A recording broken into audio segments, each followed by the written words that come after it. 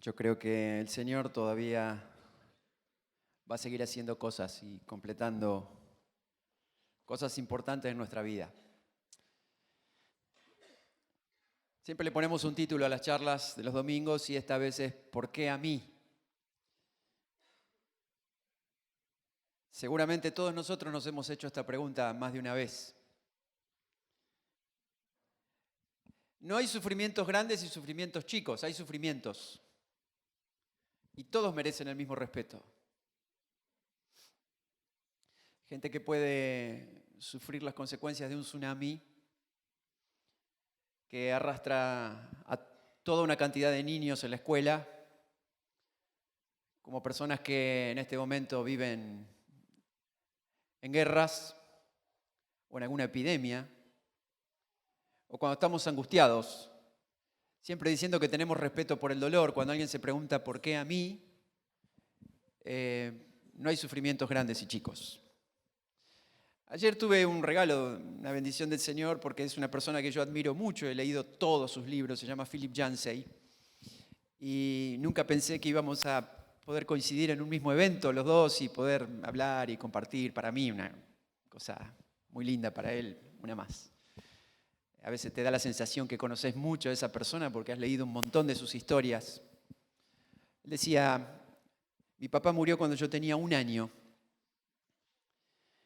Él se enfermó de poliomielitis, que en esa época era algo mucho más común. Y llegó al extremo de estar con un respirador, conectado a un respirador. Su papá, que estaba grave, era una persona joven que estaba por salir a las misiones fuera de Estados Unidos, y entonces en todo el país había mucha gente que lo conocía, que lo apoyaba y que oraba por él. Cerca de 5.000 personas estaban orando por él. En algún momento un grupo de esas personas decidieron que era el momento que Dios respondiera.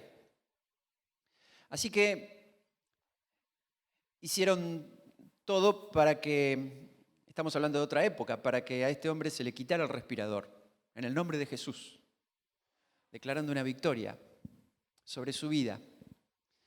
Y unos días después murió. Entonces Philip dice, ¿por qué? ¿Por qué a mi papá? ¿Por qué a mí?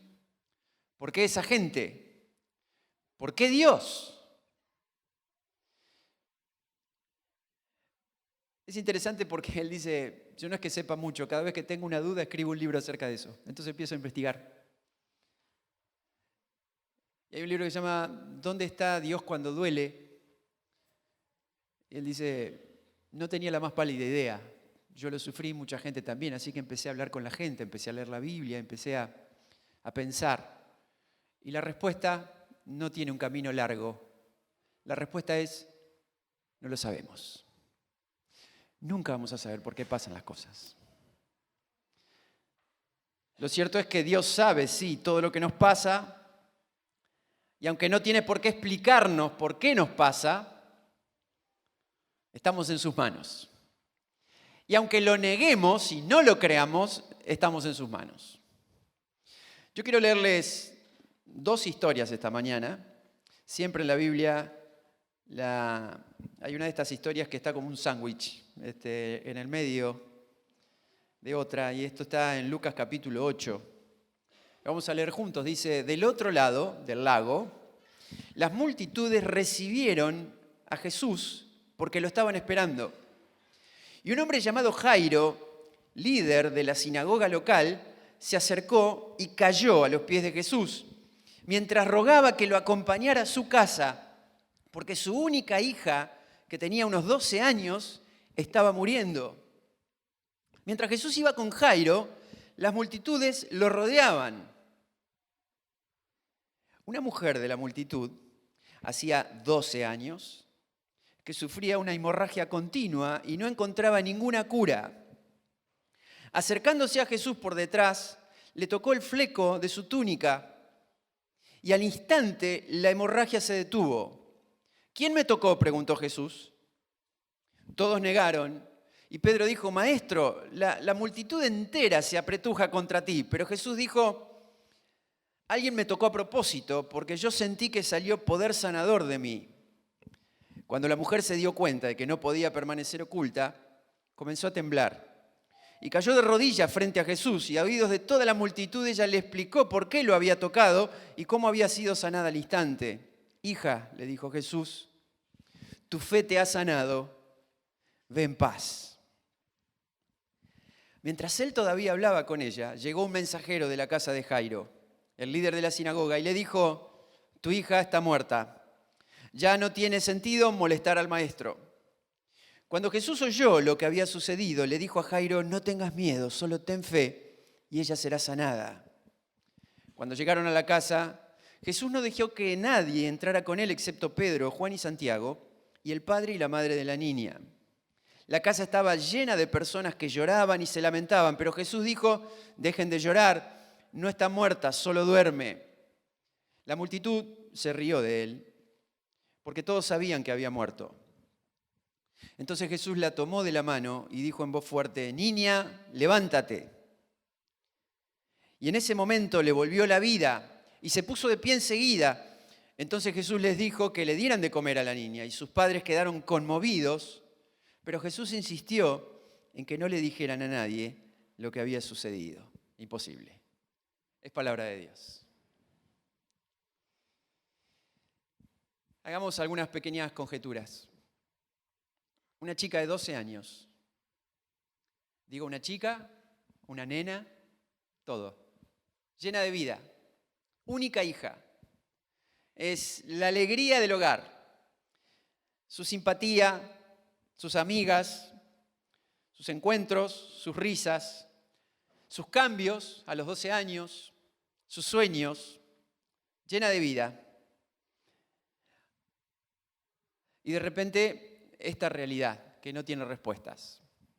Su papá, Jairo, solo sabemos que era un principal de la sinagoga, un hombre respetado, un hombre reconocido en la ciudad, alguien que gozaba de cierta jerarquía y cierto poder.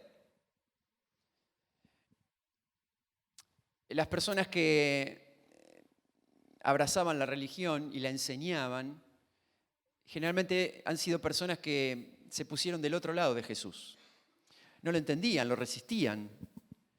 No podemos en esta mañana juzgar a Jairo, pero es muy probable que si él era practicante de la religión, seguramente Jesús había venido a romper todos esos esquemas que a él le molestaban demasiado. Puede ser. Pero, ¿cuánto se sostiene una postura cuando apremia el dolor, cuando estamos desesperados, cuando no sabemos a quién acudir? Digo, ¿hasta dónde se sostiene una forma de pensar, una creencia, una reputación, una cuestión cultural, mental, social, un respeto que tiene la gente, una idea que tienen de mí? Si parte de mi corazón se está muriendo, es una hija, es mi hija, mi única hija. Todos los que somos padres acá podemos ponernos del lado de Jairo y entender la desesperación. Porque uno está dispuesto a dar la vida por un hijo, pero no lo puede hacer. Es paradójico, como escuchábamos recién, de que hay gente que pretende quitar la vida.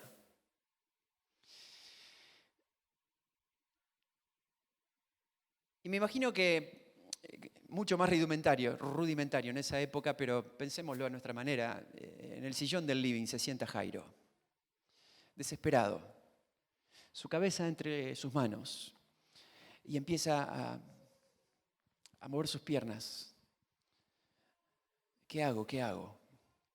Y esos minutos son trascendentales, porque evidentemente por lo que leemos la agonía de la nena estaba revestida de una gravedad que tenía que ser asistida con urgencia. Se iba.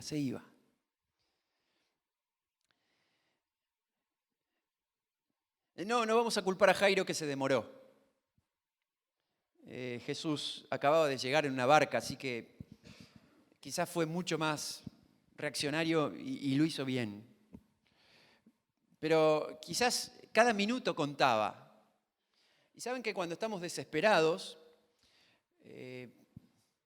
algunos hablan del cerebro reptiliano. Hay personas que cuando están desesperadas atacan o huyen, evitando las realidades, o se quedan inmóviles. Y muchos de nosotros somos así. No sabemos qué hacer. No sabemos para dónde disparar. Algunas personas sacan, no sabemos de dónde, en los momentos más difíciles, reacciones, fuerzas, respuestas, iniciativas que ni ellos mismos se conocen. Y otros que a veces más capacitados, acostumbrados a administrar cosas, de repente quedamos inmóviles, no sabemos qué hacer. Lo cierto es que cuando el tiempo pasa, el tiempo es favorable para algunas cosas en la vida. Paso del tiempo puede ayudarnos a resignarnos. La resignación es cuestión de tiempo. La madurez es cuestión de tiempo. No se puede madurar así nomás.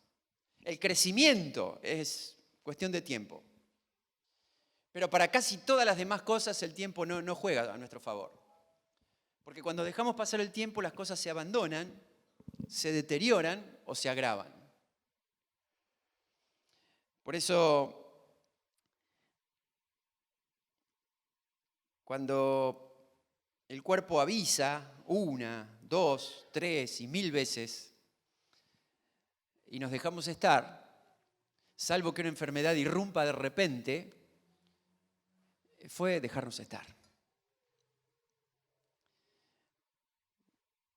Cuando un jardín se abandona, las consecuencias están a la vista. Cuando las relaciones se abandonan. Cuando postergamos algunos trámites que tenemos que hacer, después se nos viene todo junto. Cuando dejamos avanzar las deudas. Cuando postergamos algunos compromisos y también cuando postergamos nuestra relación con Dios.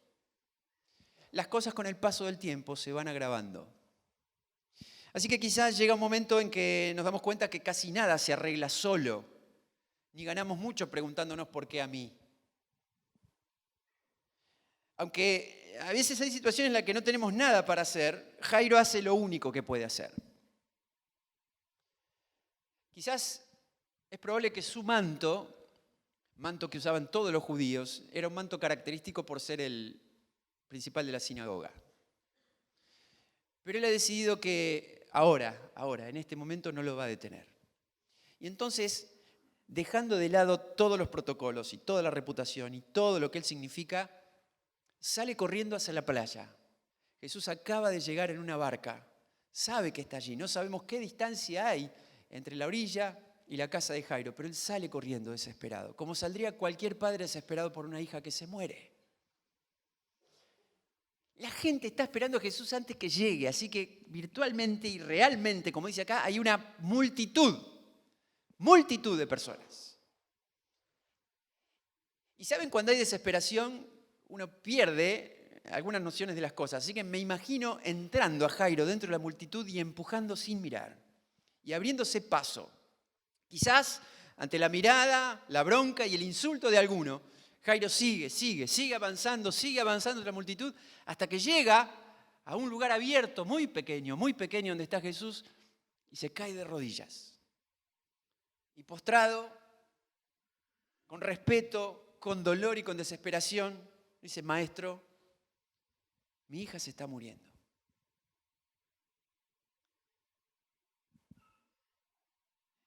A veces nuestras oraciones son del corazón. Ya ni siquiera las palabras pueden mostrar lo que siente nuestro corazón. Y Jesús sabe todas las cosas. Eso nos da paz. Pero reconozcamos que en algunos momentos se nos acaban los recursos. Y cuando las personas estamos desesperadas, o nos volvemos totalmente descreídos, y eso es peligroso, o lo otro peligroso es que creemos en cualquier cosa. Lo cierto es que Jairo va al lugar indicado y a la persona indicada. Y aunque no sabe si creer o no, sabe que Jesús es la última oportunidad. Y le dice: Maestro, era imposible, ¿eh? Una multitud. Tenés que dejar todo esto y venir a mi casa. Mi hija se está muriendo. ¿Saben? Cuando Decíamos recién que no hay dolores mayores ni menores. Imagínense ustedes la cantidad de gente que está esperando a Jesús porque también tiene sus traumas. Así que lo de Jairo parece totalmente egoísta. Pero en nuestro pequeño mundo donde siempre vivimos como en una selfie, nosotros somos el centro de la imagen. Y cada uno pensamos en nosotros. Así que Jairo desesperado le dice, Señor, tenés que venir a mi casa. Y el Señor le dice, vamos, vamos. Déjenme hacer un paréntesis.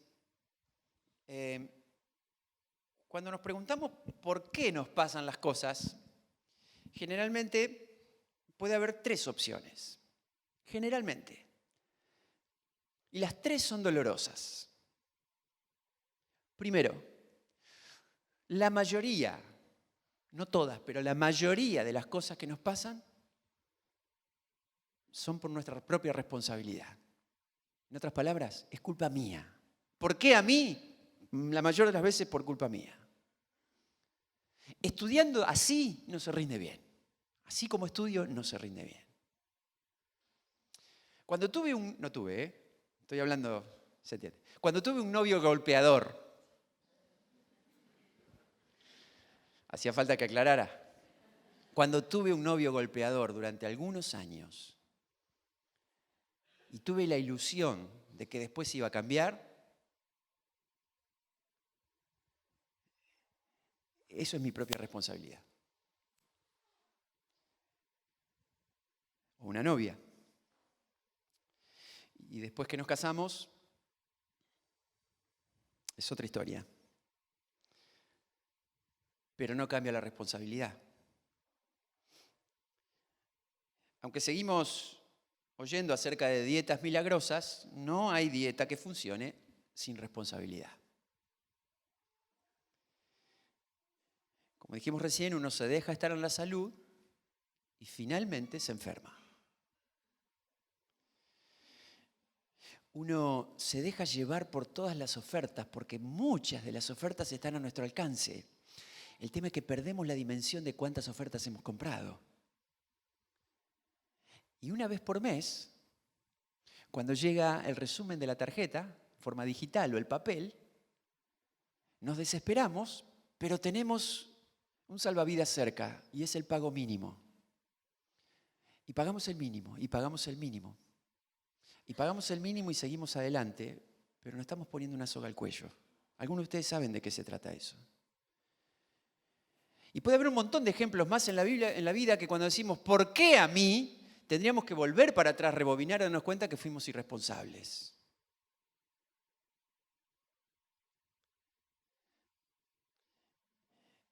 En segundo lugar, hay cosas que nos pasan porque tenemos un enemigo, que es el diablo, y que nos ataca. En esto tenemos que ser muy cuidadosos, porque algunos directamente lo niegan y otros lo exageran. Y muchas cosas que eran culpa mía me hacen sentir un poco mejor si le echo la culpa al diablo.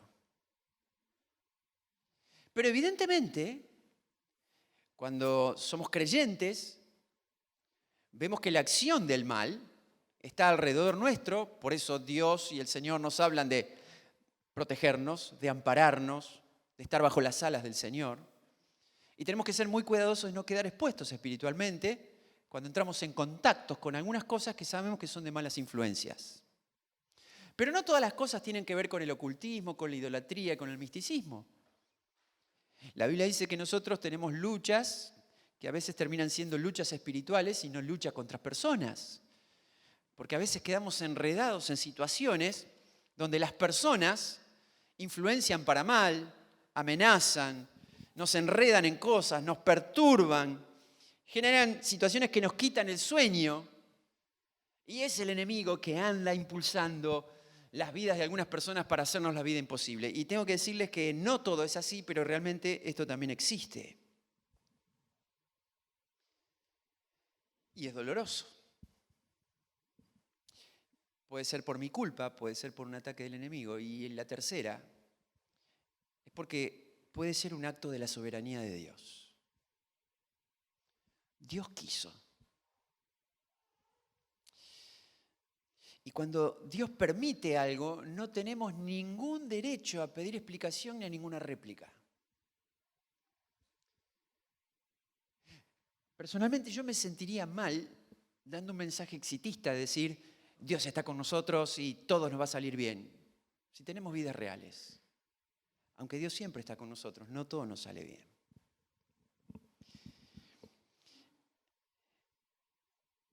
Y aunque no sabemos por qué Dios permite, creemos de que aunque no sepamos por qué nos pasan las cosas, finalmente hay un propósito por el que pasan las cosas. Por favor, permítanme ser totalmente sincero esta mañana. Porque somos una familia, estamos interconectados, nos amamos. Pero seamos respetuosos del dolor. Porque no le podemos decir a la gente, no importa que no sepas por qué pasan las cosas, siempre hay un para qué. Sí, ¿no? Creemos que es así, pero no lo digas, por favor. Interponete entre Jairo y Jesús y decís, no importa, ahora no sabés por qué se muere tu hija, pero después lo vas a saber porque siempre hay un para qué. ¿Para qué se muere mi hija? No me importa para qué, no quiero que se muera. Nos ponemos entre la mujer y Jesús y decimos, bueno, no todas las enfermedades se sanan, son 12 años de sufrimiento. ¿12 años de qué? Miren, los 12 años de la hija de Jairo no son nada. Hay una vida que está empezando. Y los 12 años de esta mujer que está enferma de hemorragia son una eternidad. ¿Qué sé yo si hay un para qué? Lo debe haber, pero tengo que ser respetuoso por el dolor. ¿Saben ustedes que esta mujer de la que leímos, esto lo tendría que explicar una mujer, o no hace falta que lo expliquen? Hay algunos días que son distintos, y la ciencia ha hecho todo lo posible para que esos días sean los más confortables. Días, no 12 años continuos. Una mujer así no puede sostener una pareja. Imagínense 2000 años atrás. No puede tener hijos. No puede vivir una vida normal. Encima, si ustedes leen la ley judía, una mujer durante esos días está segregada socialmente, no puede asistir a ningún lugar, no puede tocar a nadie. Por eso se ruboriza cuando toca a Jesús. No puede participar de ninguna ceremonia social ni religiosa, porque se entiende que son pocos días, 12 años. Otro de los evangelistas que escriben dice, había gastado todo su dinero tratando de solucionar esto. Y vos te pones al lado y decís, pero debe haber un para qué. ¿Me explico bien? Seamos respetuosos, porque el para qué está en manos de Dios, no de nosotros. Cuando Dios permite que el diablo ataque a Job y pierde todo casi instantáneamente, vienen 3 amigos. Miren, estos 3 amigos de Job cumplieron una tarea fantástica para Job durante los primeros 7 días porque se callaron la boca. Estuvieron alrededor de él y lo acompañaron en silencio. Sintieron su dolor. No dijeron nada. Estaban al lado de él como incondicionales. Cuando el primero abrió la boca y el segundo y el tercero, le añadieron dolor y estrés a Job. Personalmente yo, no tienen por qué hacerlos ustedes, si bien toda la Biblia es inspirada por Dios, estos capítulos donde los amigos de Job hablan, está claro que en la Biblia están ahí porque era el relato de lo que le decían a Job y lo dicen desde su corazón, desde su sabiduría humana. Eso está claro en el libro. Y aunque son frases geniales, son frases humanas. Y a la Biblia hay que leerla entera y entendemos que al final Dios nunca hace ninguna alusión de los amigos de Job. Cuando el Señor le da explicaciones a Job de lo grande que es él y de lo callado que él tiene que quedarse, no le dijo por qué sufrió lo que sufrió, después al final lo hizo orar por sus 3 amigos. Así que es muy difícil cuando Dios permite que nos pase algo, entender por qué, y lo único que tendríamos que hacer como cuerpo de Cristo es estar al lado de las personas que sufren callarnos la boca, amar, estar, compartir. Bien.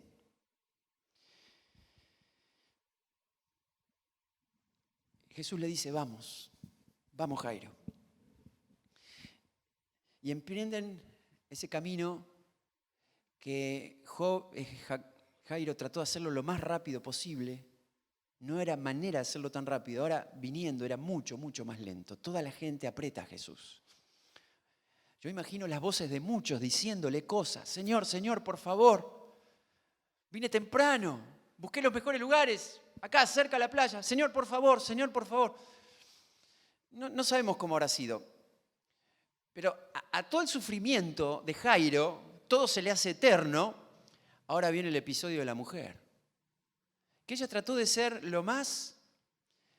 hay una palabra especial para esto, ¿eh? ¿Cómo? Discreta. Ay, gracias. Lo más discreta posible. Discreta por 1000 razones. Porque no podía estar entre la gente, porque ella sabía su problema, porque estaba violando moralmente un montón de leyes y porque no podía tocar a nadie, y menos al maestro. Así que ella dice, si yo tan solamente pudiera tocar el borde de su manto. Y para tocar el borde del manto hay que agacharse allá abajo. Y en medio de la gente, ella lo toca y pasa totalmente desapercibida porque hay un montón de gente. Y me imagino que cuando lo toca ella siente algo que no sintió en los 12 años anteriores. Así que se da cuenta enseguida. Y sorprendida, ya logró lo que quería y el maestro se detiene. Y Jesús dice, ¿alguien me tocó? Entonces Pedro habla siempre, ¿no? Pedro explica todo cómo funciona la vida.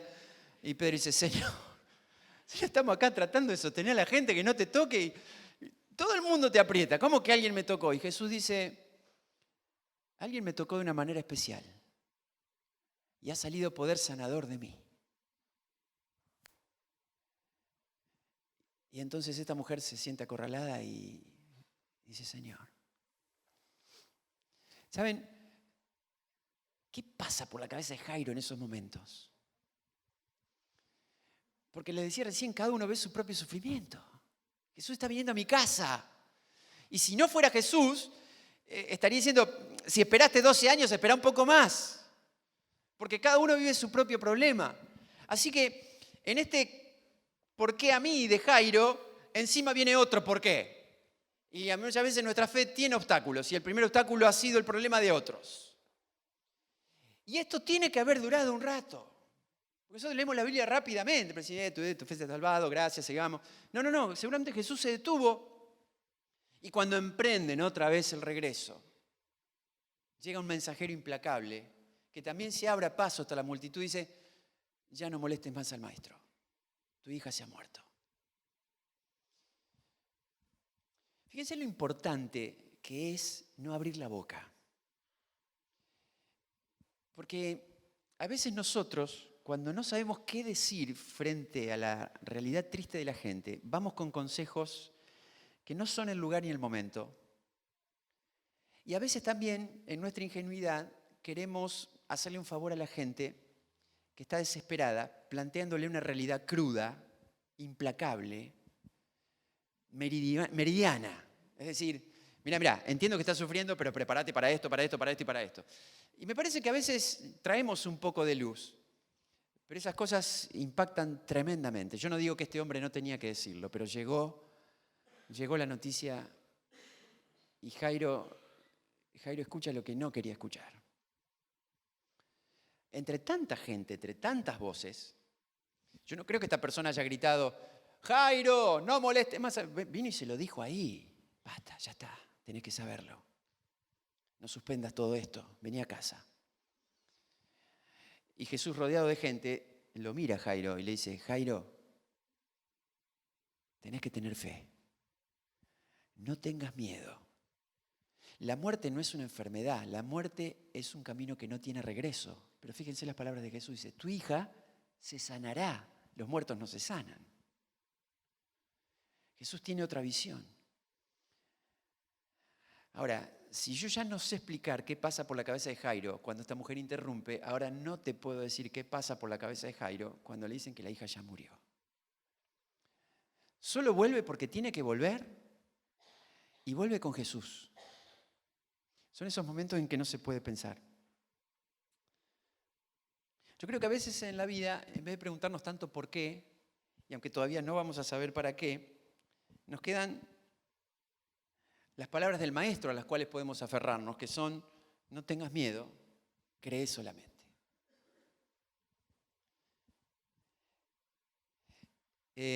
Si alguno de los que estamos acá tendríamos una hija por morir, quizás no estaríamos acá esta mañana. Así que yo no quiero simplemente referirme a personas que estén pasando por una situación extrema, porque justamente estamos diciendo no hay dolores chicos ni grandes cuando duele. Así que en algún lugar de lo que nos está pasando en nuestra realidad, quizás estas cosas no sean muy comunes. Luchar contra obstáculos. Pensar que cuando salíamos, hay otra vez otro obstáculo más. Estaba compartiendo hace unos días, y fuimos con Fabi, con un matrimonio muy amigo, son muy conocidos en todo el ambiente evangélico, escritores. Ella pasó por una situación de cáncer durante muchos años y después de un largo tratamiento, el día que le van a dar el alta, hacen el último análisis para darle la buena noticia, y cuando va a buscar la buena noticia, la noticia es que se despertó otro cáncer en otro lado. Y hay noticias que son tan devastadoras o peor que las primeras.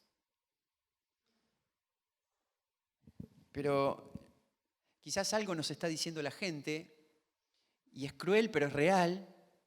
Algo nos está pasando que no podemos entender. Pero a veces los que tratamos de vivir en la fe, tenemos que elevarnos por encima de todas esas cosas en silencio y caminar al lado de Jesús. Este hombre solamente camina al lado de Jesús. Y yo ya no quiero volver porque no hace falta sobre los detalles que hemos leído. Porque cuando Jesús entra a la casa y ya ve toda esa gente que culturalmente empezaba a hacer endechas y a llorar, y lloraban, no sé si con ganas o sin ganas, pero lloraban porque compartían el llanto y muchas veces se golpeaban el pecho y miraban para abajo y gritaban y aullaban. Jesús entra y les dice a todos: no lloren, porque la niña no se murió, solo duerme. No es que la gente se empezó a reír a carcajadas, internamente se burlaron de Jesús. Todos sabían que había muerto. Yo me pregunto, ¿qué pasa por la cabeza de Jairo cuando Jesús dice esas cosas? Si lo primero que hace cuando entra a la casa es ver el rostro desfigurado de su esposa. Pero la única que queda es aferrarse a lo que dijo Jesús y caminar al lado de él. Parece que Jesús está viendo algo que los demás no ven. Y lo único que nos queda es confiar en lo que Él ve. Porque Él ve las cosas que todavía no son como si ya fueran. No sé por qué, ni vamos a saber nunca por qué, pero parece que siempre Jesús ve algo trágico como algo reparador. Y entonces a la muerte le llama sueño. Él transforma la ceguera en una luz radiante. Transformó la parálisis en saltos de alegría. El agua insípida en el mejor de los vinos. Una feroz tormenta en la más suave de las brisas. Y la esterilidad la transformó en familias numerosas. En Joel 3, capítulo 10, Dios dice que el débil afirme: fuerte soy. Porque no importa lo que te llevó a la debilidad, lo importante es quién te lleva a la fortaleza. Así que abrimos esta charla diciendo no sabemos por qué y la cerramos diciendo no sabemos por qué. Lo que marca la diferencia es escuchar las palabras de Jesús que dice: no tengas miedo, cree solamente.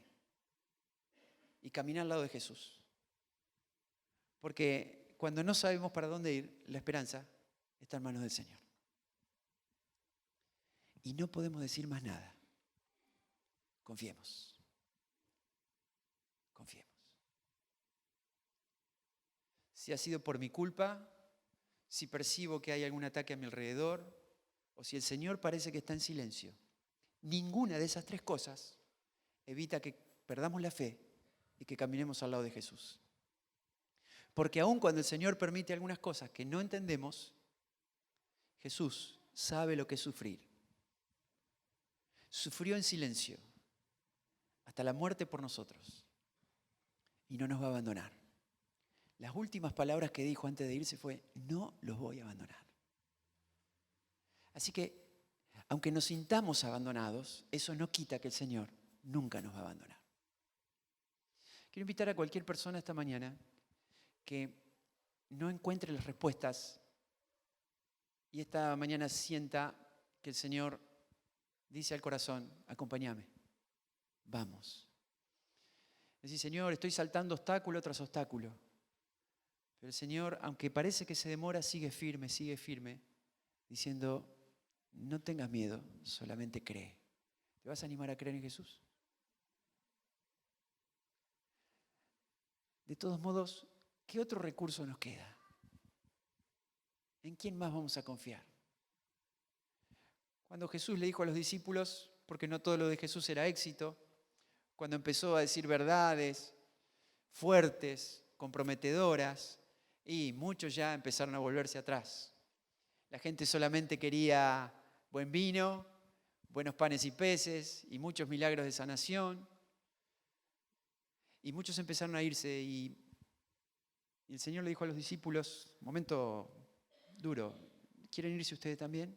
Váyanse. Y Pedro siempre al puerto dice: Señor, ¿a dónde vamos a ir? ¿Quién otro puede darnos esperanza de vida? El Señor está entre nosotros acá esta mañana. Hemos abierto su palabra. Hemos visto su poder 1 y 1000 veces. Como seres humanos ya no pedimos explicaciones, solamente confiamos en su palabra que dice que a los que son elegidos y son llamados, finalmente todas las cosas ayudan a bien, aunque hoy no entendamos nada. Queremos caminar en silencio al lado de Jesús. Quizás alguno tenga que abrir el corazón esta mañana y pueda orar de esta manera: Señor, te necesito en mi corazón. ¿Oramos?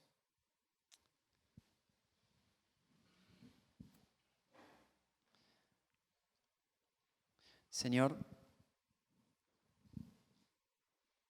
te necesito en mi corazón.